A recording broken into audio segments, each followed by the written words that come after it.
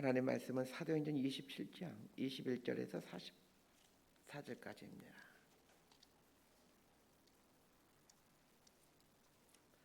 사도행전 27장 21절에서 44절까지 말씀 번갈아 가면서 있습니다. 제가 먼저 읽겠습니다.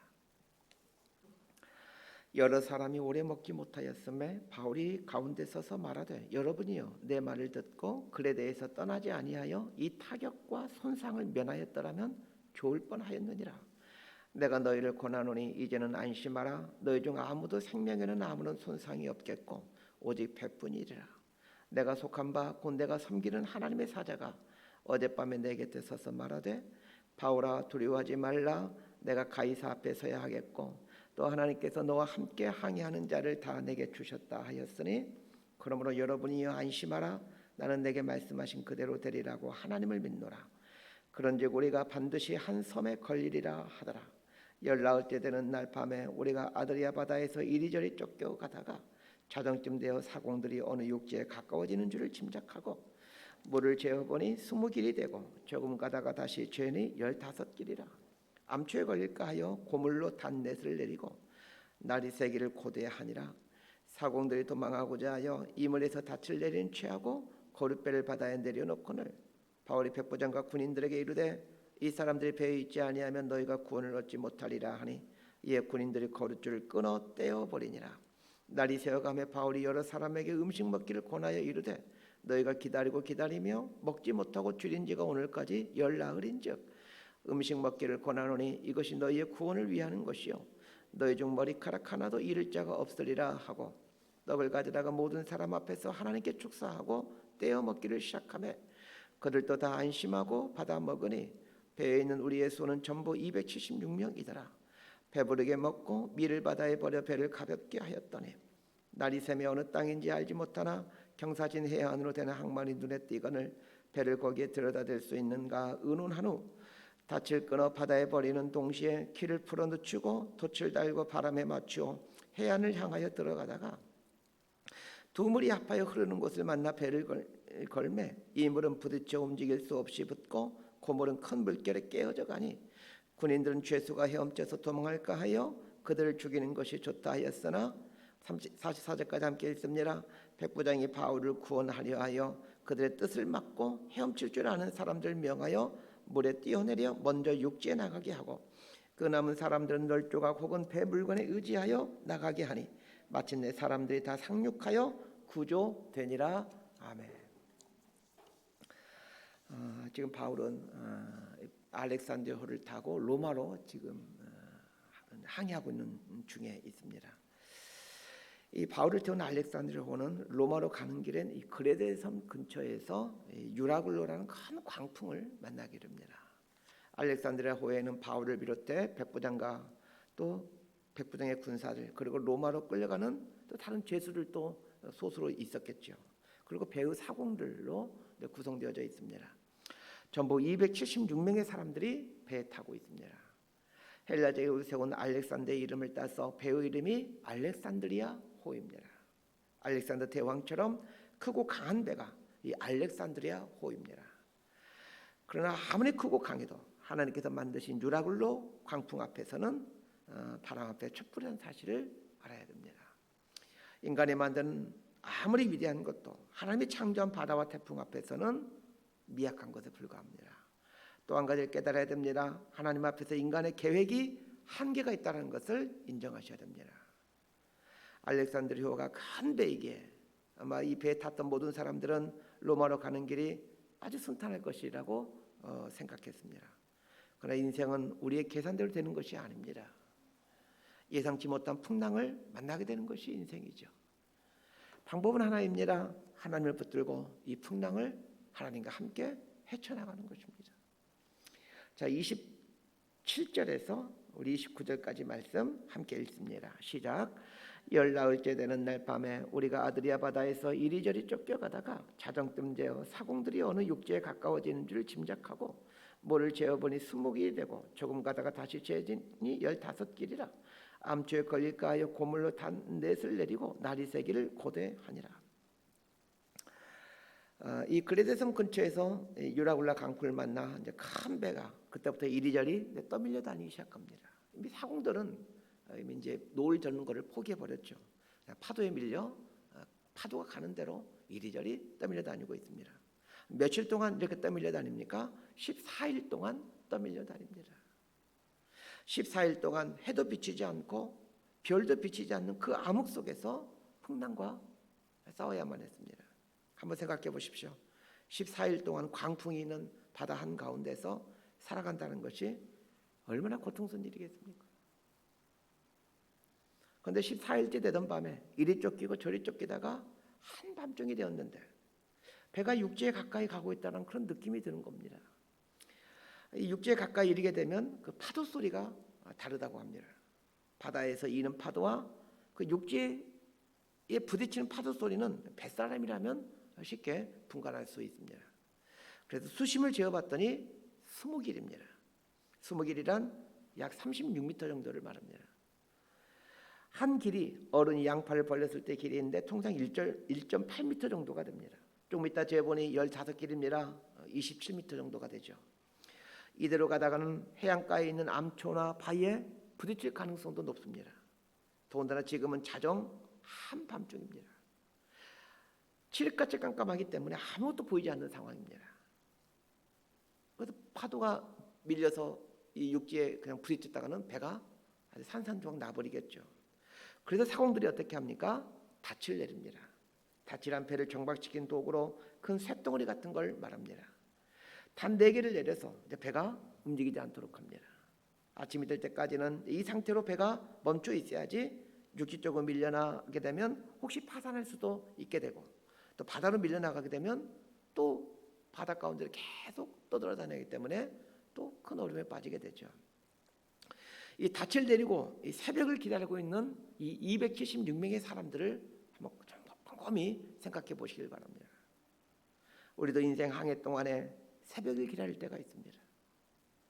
캄캄한 절망 속에서 한 줄기 빛을 기다릴 때가 있죠. 참으로 힘들고 고통스러운 때입니다. 적지 않은 사람들이 그 밤을 견디지 못하고 포기해버리죠. 그래서 생을 마감한 사람들이 수도 없이 많습니다.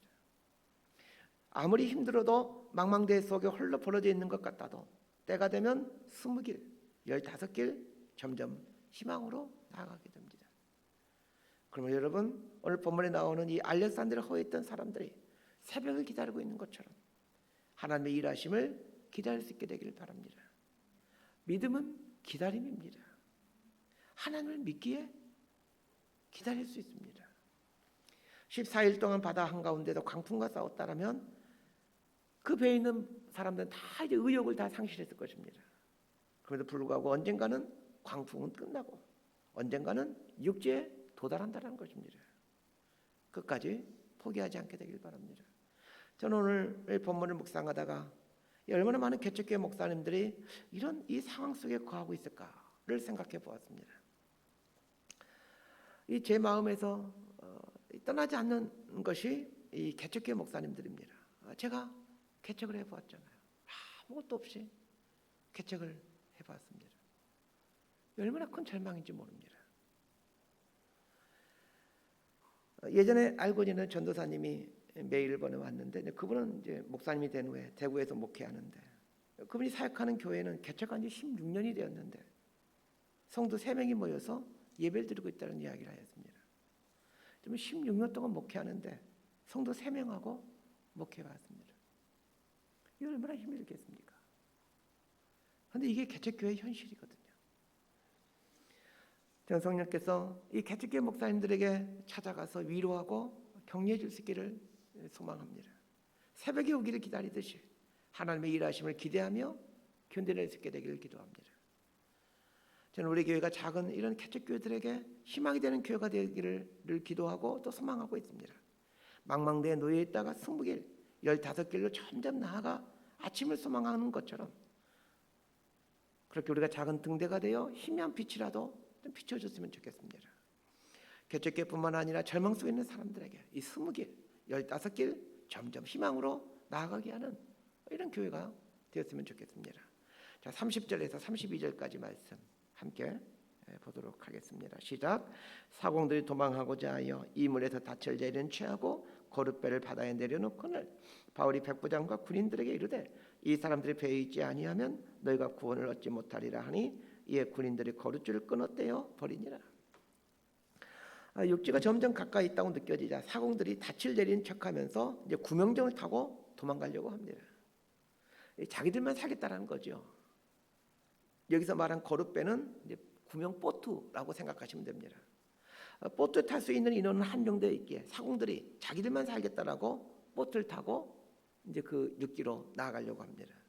이걸 눈치챈 바울이 백부장에게 이 소식을 전하게 되었고 백부장은 그 보트 줄을 끊어버리므로 사공들이 보트를 타고 도망가지 못하게 합니다. 죽더라도 함께 죽고 살더라도 함께 살자라는 것입니다. 사공들이 없으면 이 큰 배를 해안가로 끌고 갈 수가 없습니다. 지금 이 상황에서 사공들은 반드시 필요한 사람들입니다. 그렇습니다. 때로는 이 도망갈 길을 폐쇄하고 상황에 직면하는 용기가 있어야 됩니다. 여차하면 도망가겠다는 생각을 갖고서는 삶의 문제를 해결할 수가 없습니다. 그리고 이런 태도를 갖고 인생을 살게 되면 끊임없이 그 인생은 이 진흙덩이에서 벗어날 수 못합니다. 배수를 친다라는 말이 있죠. 절벽이나 바다를 뒤로하고 싸우는 것을 말합니다.